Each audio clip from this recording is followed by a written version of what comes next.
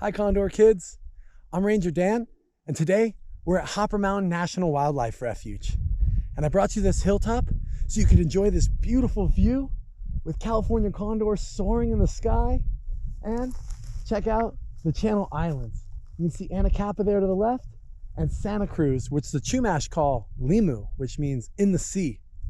And the reason I brought you up here to see these islands and the condors with this view is to share a story with you that the Chumash would tell. Now the Chumash, they've lived, grown, evolved, and stewarded this land for over 10,000 years. I'm gonna take a quick break to check out this condor. That was pretty sweet. So I was saying the Chumash have been here for over 10,000 years. And the Chumash, like native cultures all over the world that have grown and learned about the ecosystem by being a part of it, they've gotten to know a lot of important information about the plants, animals, weather, water in their ecosystems.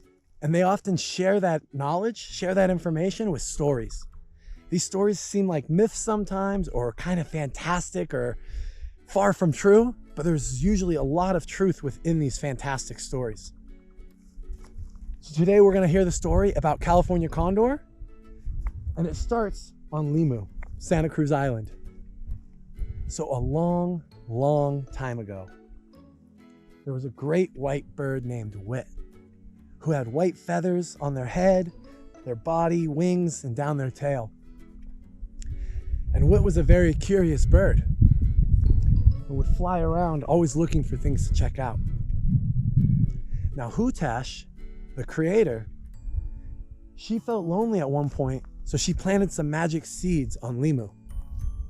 And from those magic seeds sprouted full-grown humans. And that's the Chumash people. And they were out on Santa Cruz Island.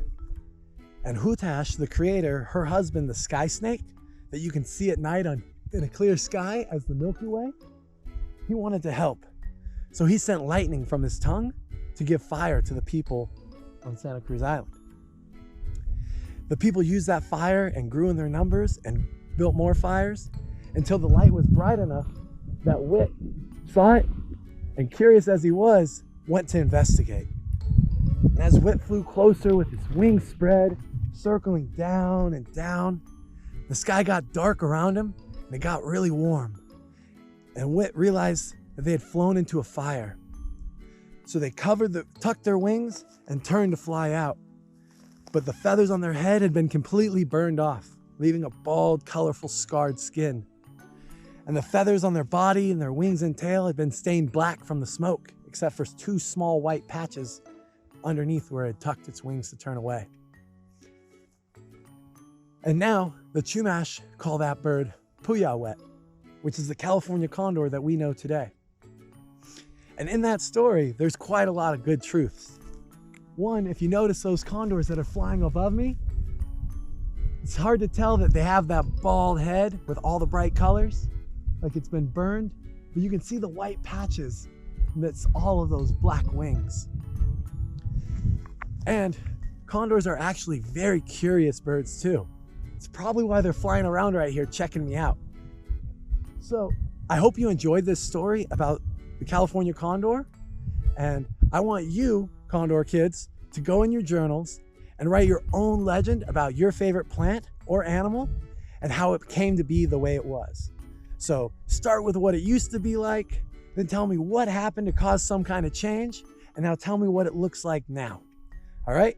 See you later, Condor kids.